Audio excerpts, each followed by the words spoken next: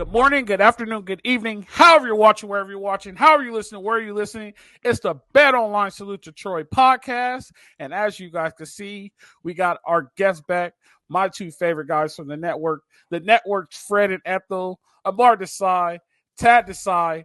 They could argue over who's Fred and Ethel because they argue all the time like Fred and Ethel. But I'm going to kick it to Amar first because he's closest to me. How are you doing this wonderful Monday evening, even though the sun's still out? Favoritism. With the time change, yeah, the sun's still out. But yeah, I'm good, man. It's good to be back on Salute to Troy here. Crazy happenings in the NFL. We got a lot of moving and shaking here, but obviously we'll talk about that maybe another time because here to talk about Trojan prospects when it comes to the combine. So yeah, it should be fun times. And my buddy, the guy I give the most grief to all the time, my man. Hey, Joe Biden said he's going to give you a raise, so you should be happy. He's one of our proud teachers in the public school system. Okay. I appreciate you, Tad. I'm saying that I appreciate you. No. I've heard pay the teachers for 15 years now, and you want to know how many pay raises I've gotten? Zip. If you come to California, you get a 5% pay raise every year, but that's another different conversation for a different paying day. 10% more in rent, but whatever. How are you doing today, sir? How's Puss in Boots? How are you doing? You know what? I am doing fantastic. Actually, I just started doing the real deep dive on scouting. I watched tape over 10 hours today on just the quarterback class, and so it is spring break for me. Speaking of me being a teacher, so it means, hey, if I had the time to scout, I'm going to take it. So be prepared for a lot of analysis coming out from the Desai guys over the next couple days. If you guys haven't noticed, they also have beards, and you guys are honorary bearded bandits. We've been dubbed the bearded bandits by our fans. So I like welcome it. to the bearded bandits. I'll take it. And if you wanted to know, Jamal just shaved before the show, and he already has a 5 o'clock shadow. Speaking of Jamal, how are you doing today? Doing well, Coach. First of all, massive congratulations in order to you, Coach, before we jump into anything else. Proud Papa yet again. Coach Rowe, Papa Rowe, so happy for you and having another member of the LAFB family now with us. So, oh, God, there's another one? There's another one. So, Coach, congratulations and much love to you and your family. And, you can't top anything we say cannot top the last couple of days and week that you've had. So, congratulations to you. Thank you. I appreciate it. I'm part of the Grill Dad Club now, so we'll see how that goes. There you go. Welcome. Godspeed, my friend. I might have to talk to Ryan and see where he gets his pistol from for high school dating. So we'll be ready to go. Speaking of that, Ryan, how are you doing today? Look, he's shaking his head like, yep. Oh, yeah. Yeah. No, what's up? Doing good. Busy day. Fun stuff with free agency with the NFL, but obviously talking college and prospects and drafts. But yeah, congrats, Coach. Girl dad, best thing in the world. So you've joined an elite club. So welcome to the elite brotherhood of girl dads. All I can imagine is Al, like that scene in Bad Boys 2 when he shows up to pick up the daughter for prom. Just like, how old are you? 18? Yeah. Man, you're at least 35. I think that was the G-rated version, Tad. There was an MF. I did that very much on purpose. Yeah. There you go. So the Desai guys were on last month, and we promised they'll come back. We have the combine. Like Taz said, he did hit more research, and they're better prepared now. What we're doing today is we're just going to talk about the combine guys who are considered the top prospects from USC in the draft. We're not going to talk about Caleb. We know about Caleb. We're not going to beat that dead horse. We're just going to have Marshawn Lloyd, Calen Bullock, Brenden Rice, Roland-Wallace, Tahj Washington, Jarrett Kingston, and Solomon Byrd. We're going to start with Marshawn Lloyd. I pulled up his scouting report, and a couple of positives about Marshawn Lloyd is he marries NFL caliber burst and adequate to contact, pop to fall forward. He has twitchy feet, uses his burst and free hands to swat away angle tackles around the corner, speed and shake to torment open field tacklers. His weaknesses will miss an opportunity for splashy runs due to average vision. Running style was less intensive and urgent at USC than it was at South Carolina. Towards ACL, and here's the big one, lacks sand in his pants to protect his quarterback and blitz pickup, which is huge in the NFL. Pass it over to the Desai guys. What do you guys think about Marshawn Lloyd? Where do you guys see him going, and how was his combine? I can take this one. So, Marshawn Lloyd actually had probably one of the more successful position work out of all the running backs that I could probably say. Even Daniel Jeremiah during the broadcast, he said that this guy could be in contention to be the number one running back off the board. maybe that's a little bit higher praise than I would have put on Marshawn Lloyd. The guy's got immense talent. I think there's no questioning that. But yeah, like I said, going through the position drill specifically, he looked very smooth. Pass catching drills, he showed natural hands. He was able to cut up field pretty quickly as well, showed good footwork as well. Going through the infamous Deuce Staley drill that's now part of the combine, like he looked very quick feet there, able to get over the bags very nicely.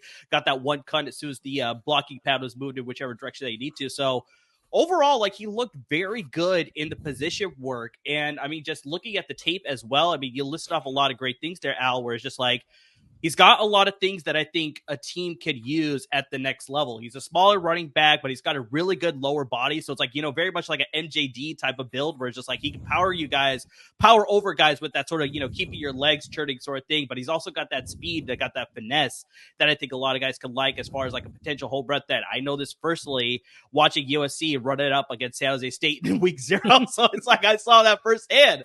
I mean, the guy's got a lot of talent for sure. I mean, I think you brought it up before, or you brought it up in that scouting report where it's like, I think just that blocking could use a little bit of work, a little bit of technique, but those are things that are easily coached up at the next level. As far as this draft stock, like I said, I think there's a lot of running backs at the top that I think there's still some question marks. I think there's some guys that sort of set themselves apart as far as being better in this group. We didn't see Jonathan Brooks out of Texas. He was sort of like, a lot of people's number one as far as the position's concerned.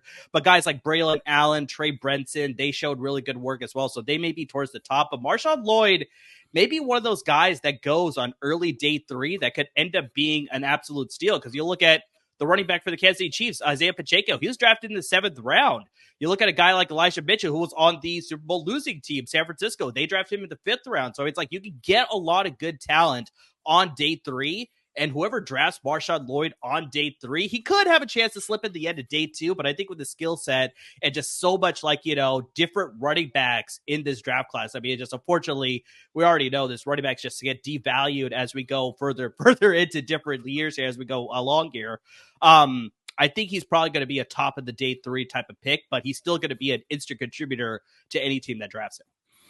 When you said MJD, we saw a big grin from one of our fellow colleagues because he had MJD. Former UCLA Bruin, for sure. So I'll kick it over to him. What do you think? What do you think of Marshawn Lloyd? We spoke about him a lot this year. Your quick thoughts on Marshawn Lloyd in the draft?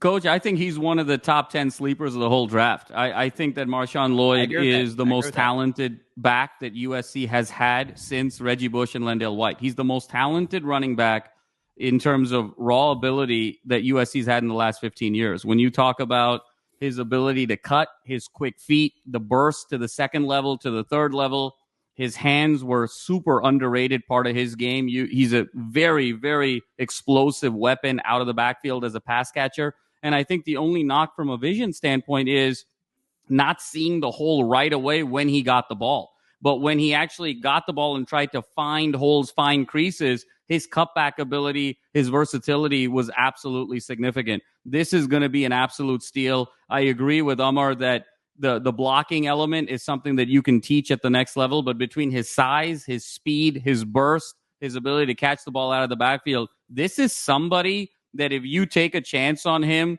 day 3, he is going to be an absolute star for your team. I think this is one of the best kept secrets in the entire draft, and I'm very high on Marshawn Lloyd.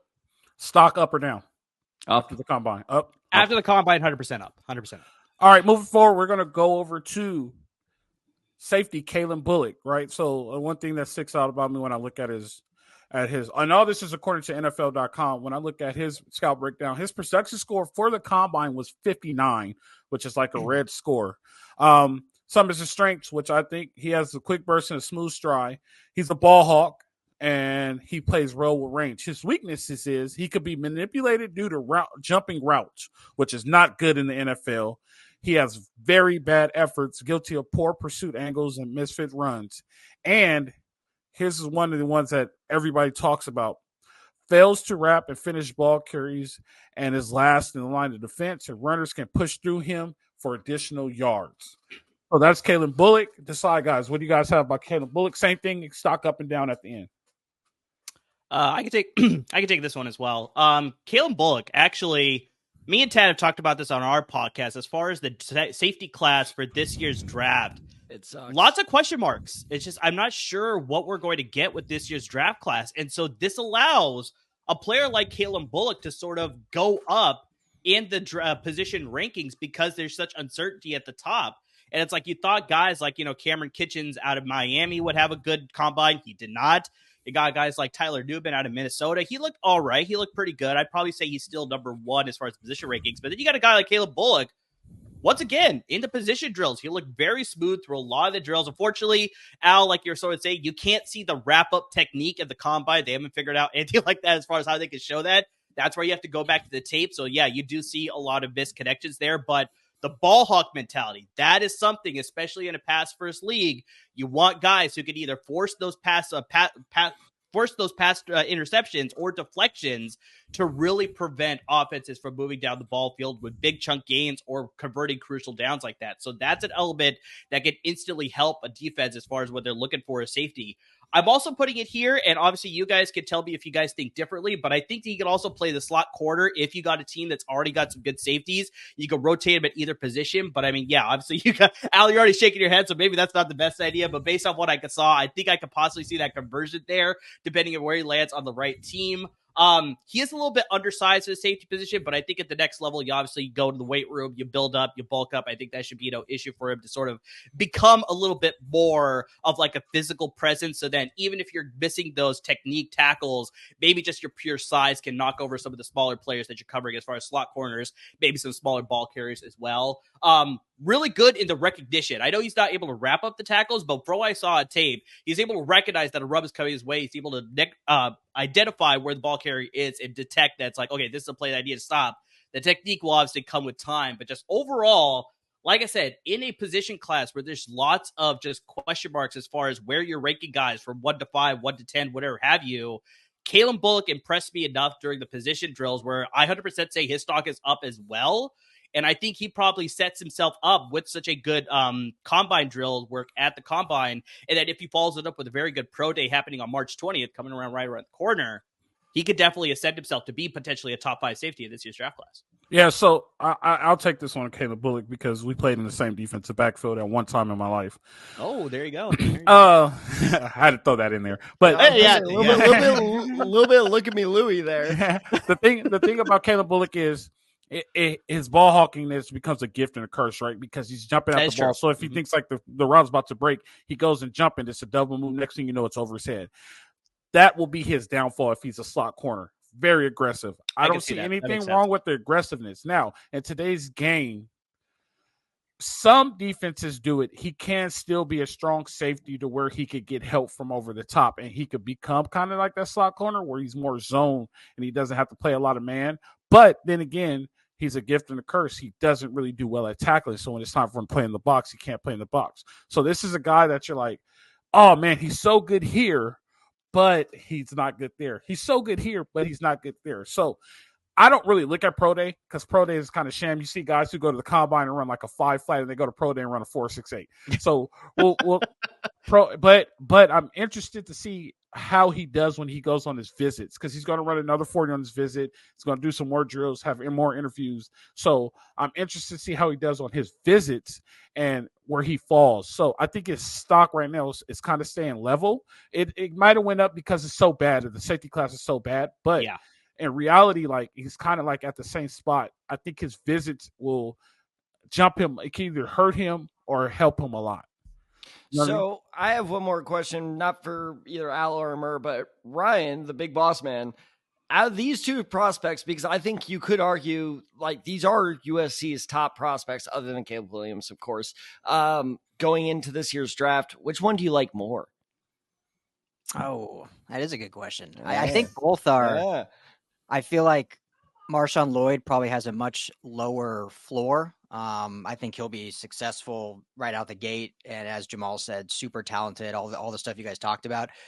I think they both have equal ceilings. So I think Calen Bullock has a lot of potential, a lot of talent that I like, but he has a much lower floor, I think, depending on situation, depending on, if the college coaching that obviously was not good as USC defense, if that haunts him in the NFL or he's able to get past that. But I think he certainly has a high ceiling and a guy that, reminds me a lot of coming out of college. I'm not saying necessarily the peak, but Justin Simmons, who was taken the 3rd round, similar size at 6'2", 6'3". Simmons was a real tweener when he came out of college, under 200. He's now at like 205, so put on some weight. But it was just kind of a free safety center fielder that I think is what Calen Bullock is best at. So I guess to answer your question, Marshawn Lloyd's probably who I like more because there's a lot more confidence of like he's going to be great. But Calen Bullock, I think he has an equally high ceiling if he's in, gets the right coaching in the right situation and can reach that potential. Don't get too comfortable, Ryan, because I want you to rebuttal the Desai Guys on the next person we're going to talk about. Well, not rebuttal, but I want to hear his comments on the next one that we're talking about. So the next guy is Jerry's son, Brenden Rice, right? So Brenden Rice he ran a time I thought he was going to run, right? So you look at his strengths. Now, when I look at his strengths, I'm like, wow, okay, touchdown maker.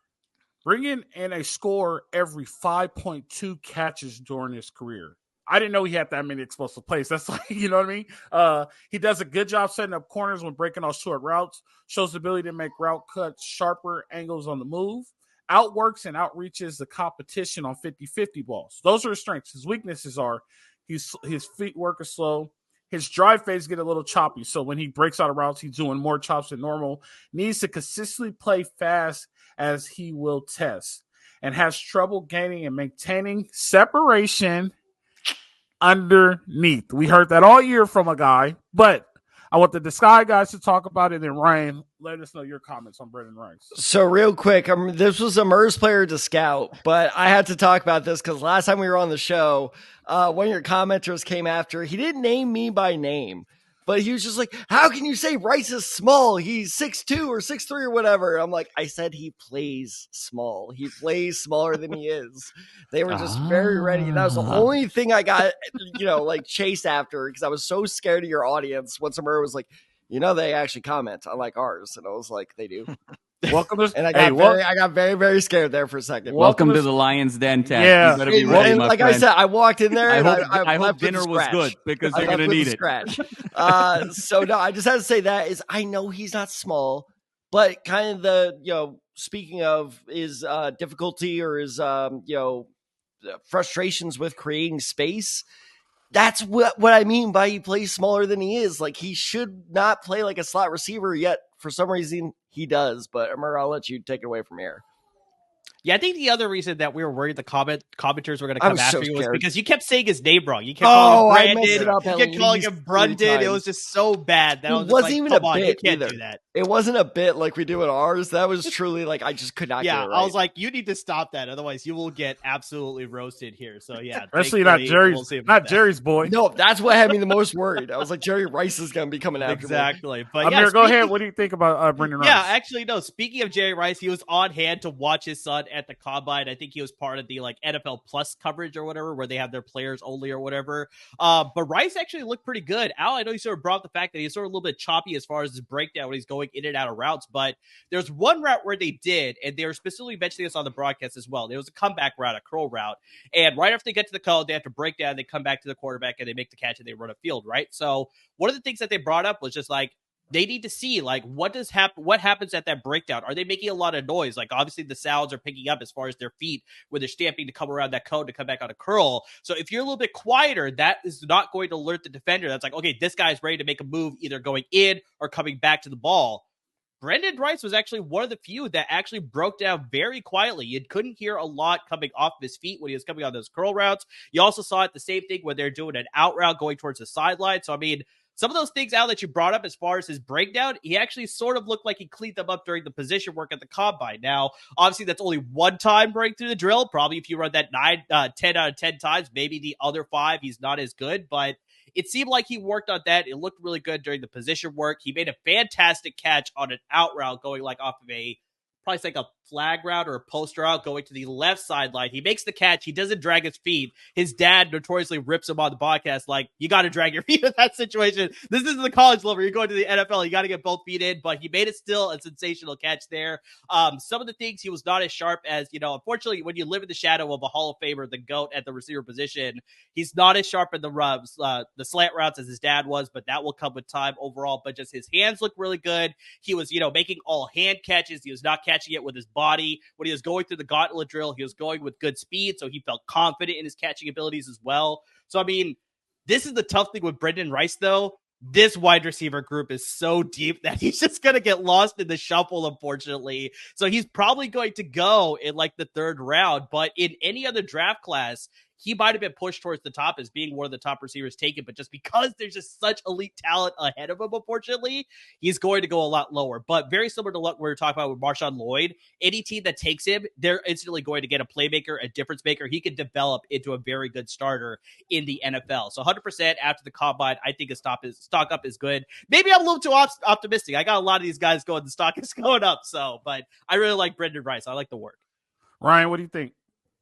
Yeah, I mean, I've all Trojans players. I think he's had the best, whatever you call it, the circuit since the seasons. You know, Senior Bowl was great for Brenden Rice. Combine, I think, was good. So I think his stock has improved mightily since the season ended. And obviously he had 12 touchdowns and good production. I think the biggest thing for him is his production and his just ability has improved year over year over year. So you've seen a continued trajectory up. How high is that? That's the big question mark that I think a lot of scouts and GMs will have. I think his biggest flaw we saw last year was just the route tree. Great on go routes, but he wasn't spectacular at anything else. Still productive. So he's a guy like that can continue to improve and continue to get better. Obviously has the pedigree that everyone's talked about. So, I like that third round, 4th round. I love him for the Rams because the Rams need an outside guy. He's a true outside receiver. Rams have plenty of slot guys. They need an outside guy, and I think he could fill that void. So if we're sticking it with LA, Brenden Rice in the 3rd of the Rams, I think would be a great fit. I got you. So this, he was about to say something, Jamal. Go ahead. No, I would just add, to me, he's someone that is a little bit lower on my list just because he doesn't do anything elite. And, when you talk about it's not super elite speed, it's not elite route running, it's not elite separation. And even the hands, he had a history of drops earlier in his career that it feels like he's corrected, but there's a consistency issue there. Fred, the person I think of is Tyler Vaughns. He's Tyler Vaughns 2.0. He does everything kind of okay, but nothing elite. And I just don't know if there's room for that in the NFL. And that's a glowing recommendation right there. So the next person we're going to talk about, I personally think he has a very bad team behind him for him to go to the combine as a corner and not make this change. He's an NFL safety. He'll be a very good NFL safety. He'll be a very good down in the box NFL safety. For him to go into the draft as a corner, it's not going to be what he expects. I'm talking Christian Roland-Wallace. So listen to all his strengths and then listen to his weaknesses, and he'll be like, oh, safety. Even though I'm putting it in your mind, you could think about it right after. Difficult to find a quarterback with more starting experience. That's cool. Trust his technique and transitioning on double moves and routes. Has size and tackle strengths to finish job when he's in position. Plays with healthy blend of patience and decisiveness staying in phase. His weaknesses can be a step slow triggering the ball, gets turned around. And it also says tight hips diminish change of direction, quickness, and space. Missteps and losing contain positioning on run plays, which I think can be fixed. Desai Guys, what do you think? Oh, shit. Am I up? Okay. All right. It's my turn now. Okay. Hey, Ted. Welcome to the party, buddy. Sorry.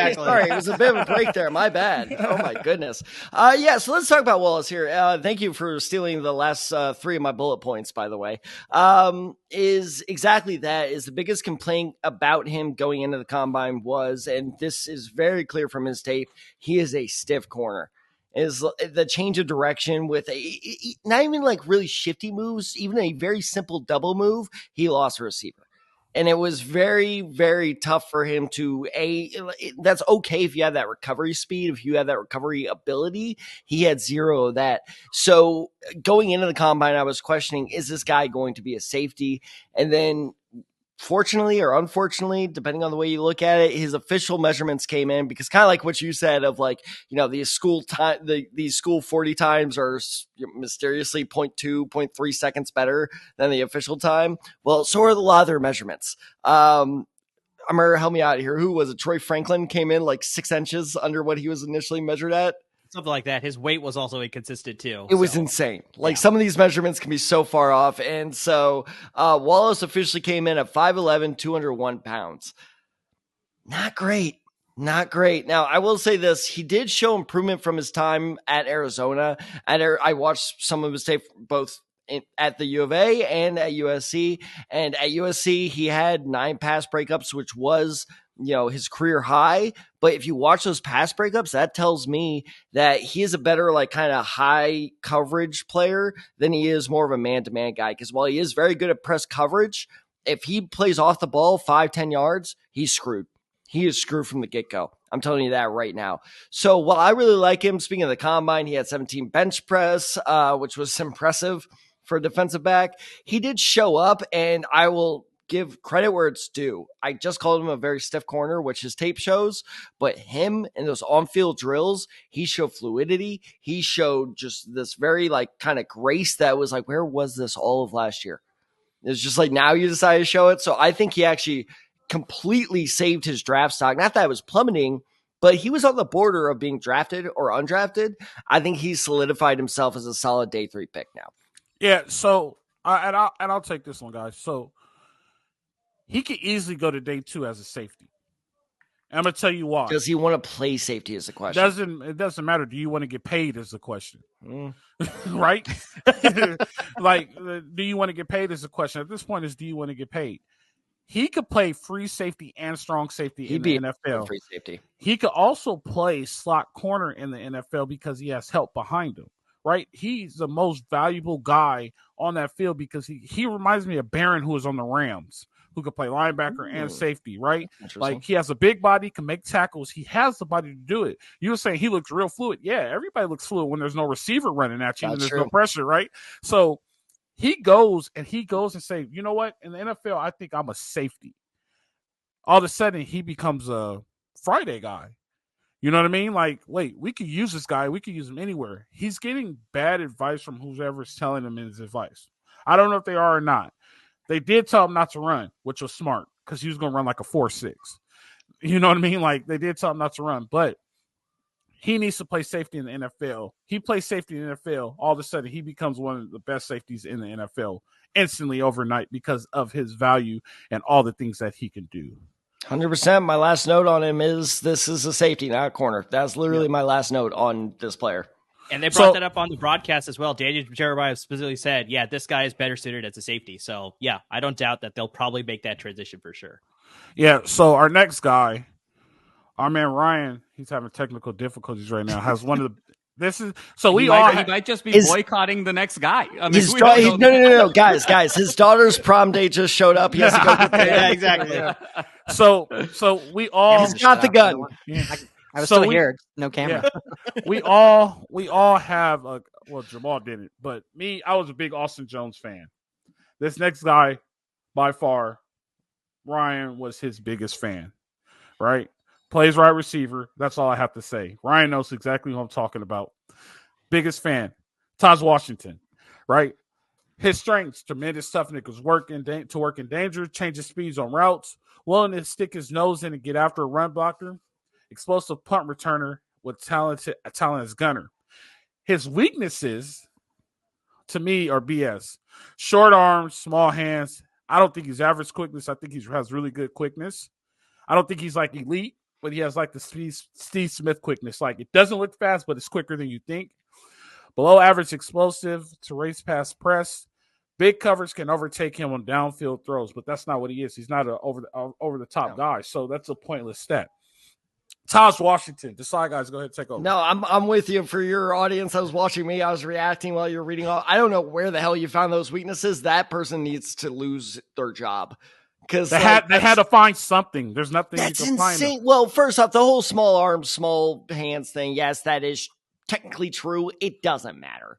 Exactly like what you say. It's all about how they play. Lack of explosiveness, lack of quickness. That's his whole game. Is like he's a really quick little like shifty slot guy. That's his entire gig. Without that, he's screwed. So I don't know why that's a weakness, but I also will say this. It seems like I'm coming out of the gate swinging for this guy. I don't like him. I'm sorry. I'm sorry. I know your audience is coming after me. Oh, I know. I know. Look. Why? We need to know why. You can't just say, I don't like why. him. I will get into really. I was just going to up and leave right after this. But you got to give us the Nancy Kerrigan why. Why? Exactly. Chad, why? You see Ryan right now? Ryan is ready for this because this is Ryan's guy. I'm not saying he's bad. I'm just saying he's meh. Okay. All right. Yeah, he's there. He is Kadarius Toney 2.0. Oh, which is no, don't give me come on. He is a good athlete that you need to account for when he's on the field. But in terms of can he do anything super special? Nah. His route running is nothing like incredible. He's no like Danny Amendola, Wes Welker type slot receiver where it's like, oh, this guy can find open space. He's fast enough to find that space, but he doesn't do much with it. And on top of all that, you look at how he did it in this week's combine.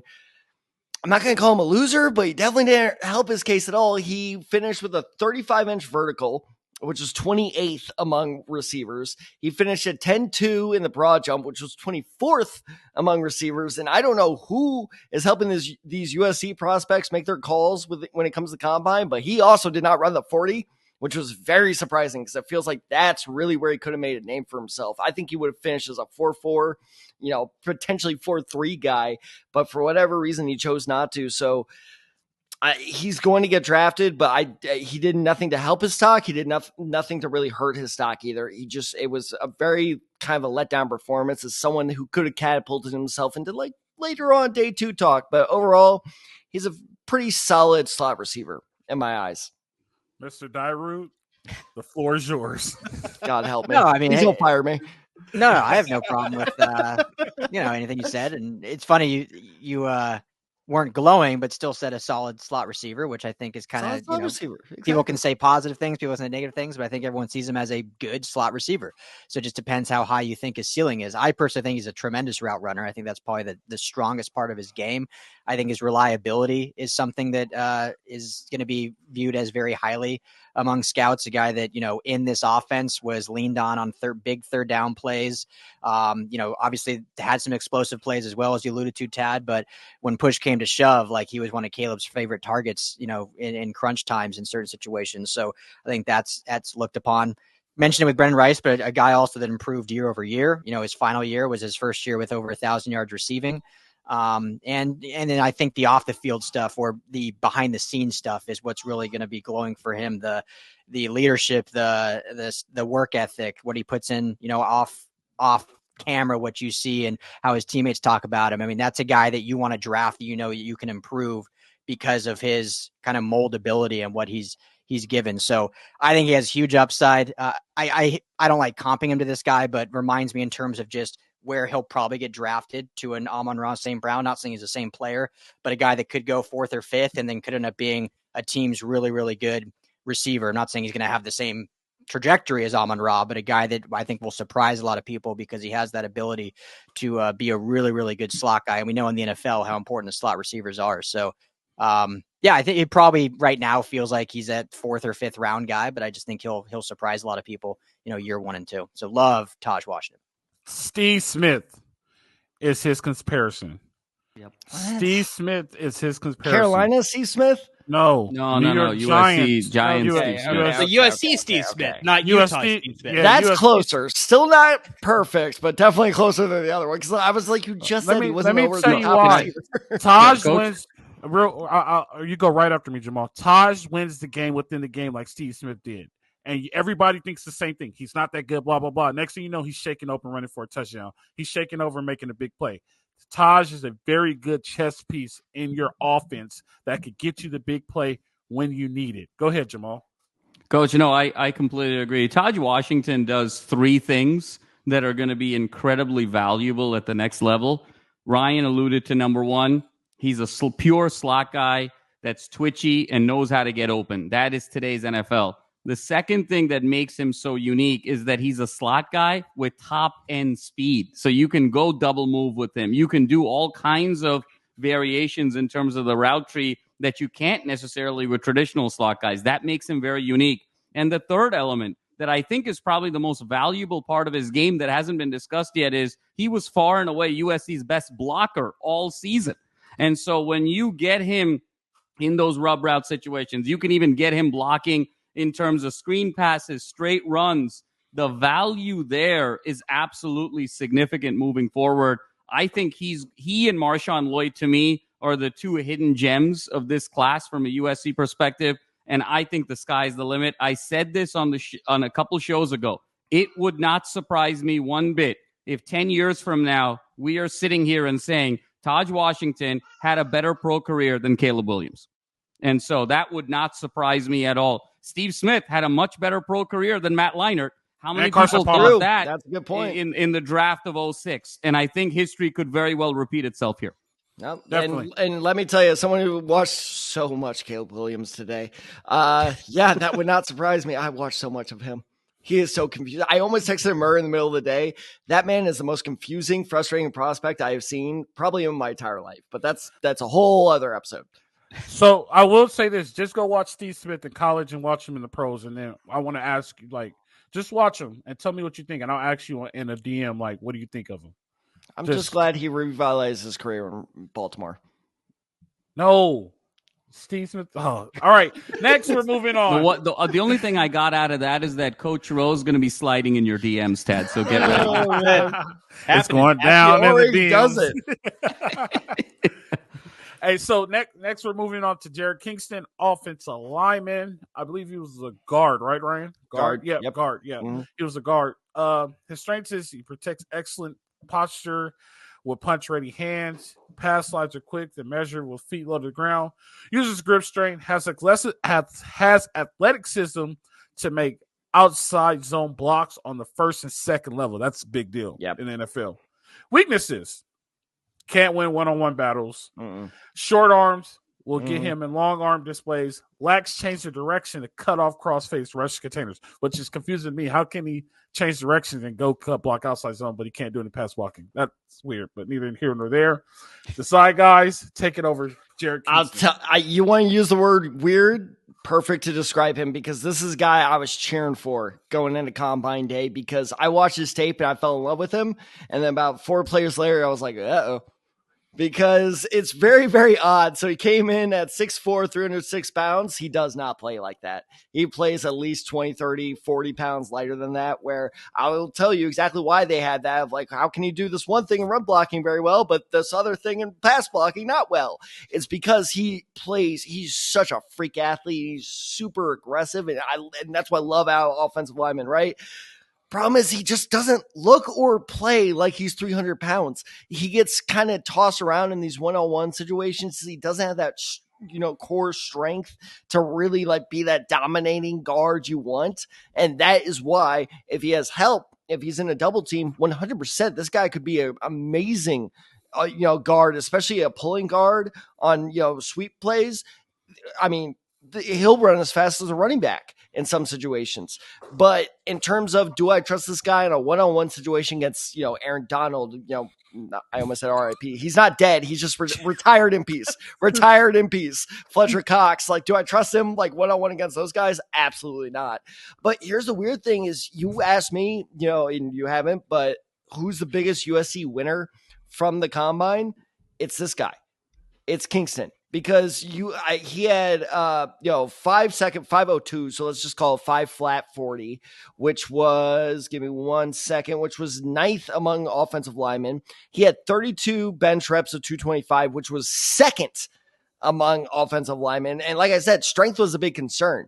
So him coming in ranking as 2nd among offensive linemen, that is a category we were really looking out for. He looked really good in all drills. He was one of the few Trojans who actually ran all the drills, which also looks great in my book. And on top of all of this, he also ran a 20-second 3-cone drill. Sorry, I'm mixing up my drills here. 20-second 3-cone drill, if I have that right, which was 12th.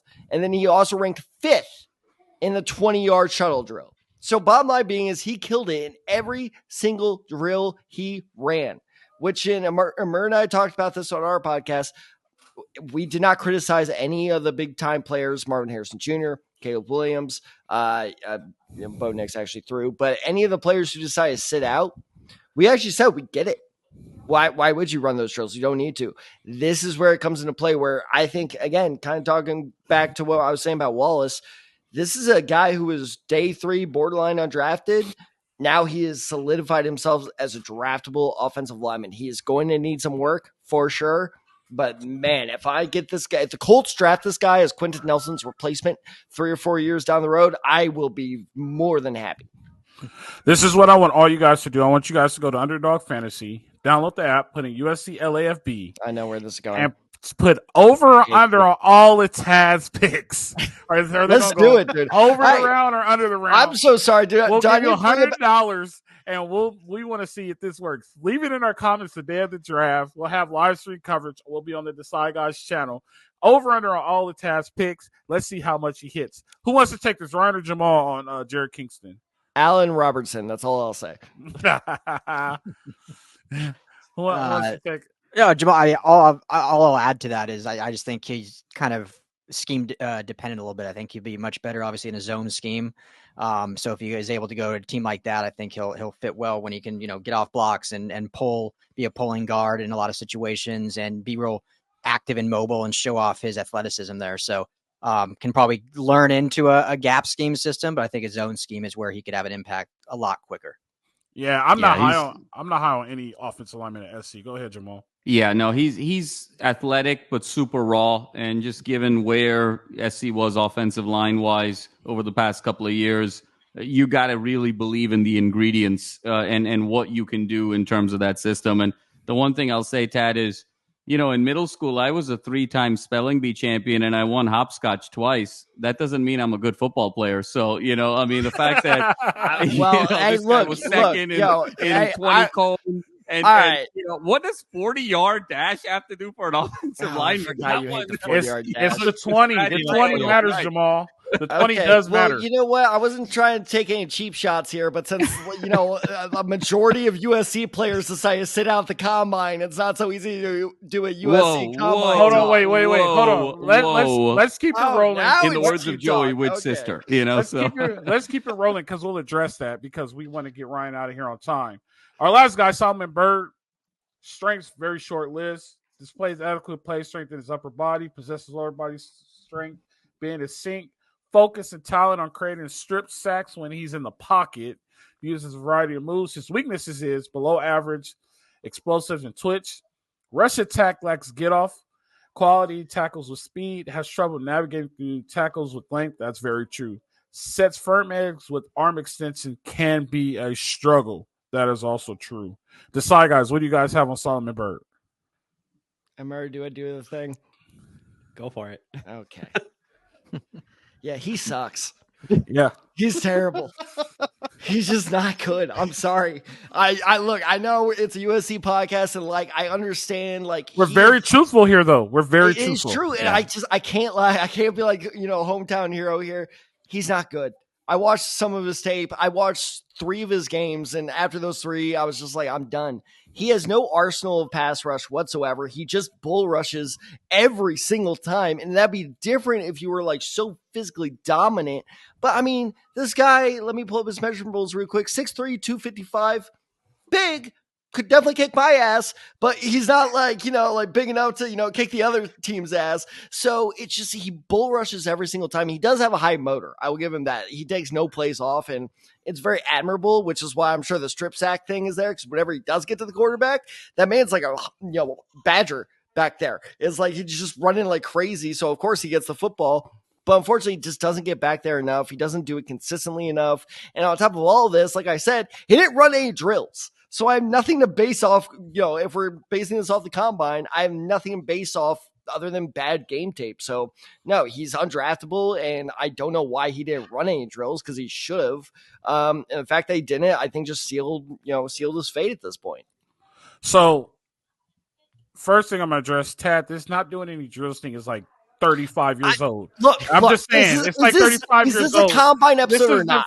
This is the first year that they made it a big deal. It's 35 years old. But talking about Solomon Byrd, he was so raw coming in, and he never got any better. I don't know if it was a lack of coaching or he just hit his peak in high school. But he still is very raw. He runs with his chest out the offensive tackle. He, like you said, he can't set the edge. He's a little timid, and the only way you fix timid is you go down a yellow brick road and find Oz, right? But only he doesn't really have it. You know what I mean? And in the NFL, you need it because these are grown men trying to feed their families every day. He doesn't really have it. He should have participated in the combine because he needed to. Oh, I thought the drills didn't matter. Hold on. There's a difference between when you're going on Thursday and when you're trying to go on Friday. He needed to impress 32 teams. Caleb Williams doesn't need to impress 32 teams, right? But Solomon Byrd right now is probably on everybody's board, and he needed to show why. And the favoritism at SC is not going to help him. He might not even get invited to a complex for an interview for a team that's interested in him. That was a bad decision on him because he just doesn't have it. He's not exciting.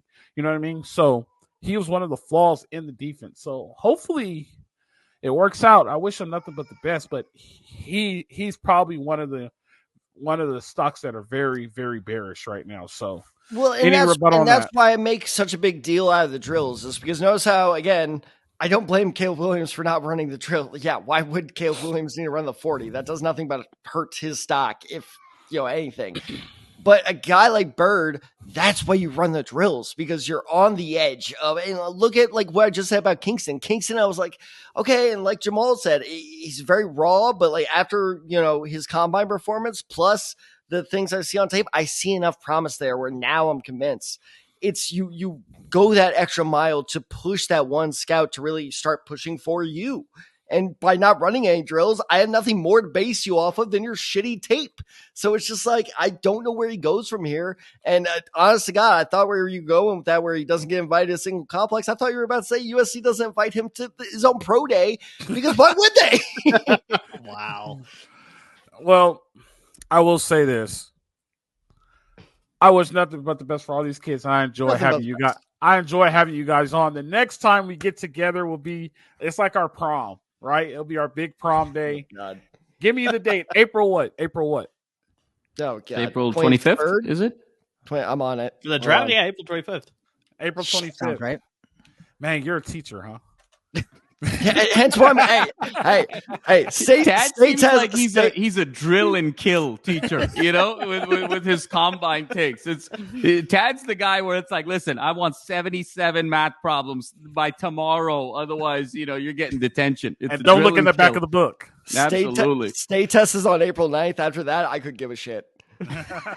There you go. There's your public education, everybody. The future of higher education, ladies and gentlemen. So April 25th is our next day. That'll be our big prom. We'll be on the Desai Guys channel. I will be there. Ryan, Jamal, you guys are going to be there?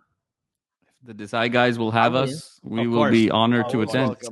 Yeah, lots of guests will be coming by for sure. Definitely. It's always the draft show might be my second favorite show. We have so much fun at the draft show. Last year I was at my son's game, remember, in the right field. Oh, no, I remember. That was good time. So, I definitely appreciate you guys for coming. Let them know what you guys are working on. Tell them your channel, tell them your handles, so we could direct them your way and they can come check you out and show the network some love. Yeah, I would do this, but that's a Murr's job. Murr, take it away.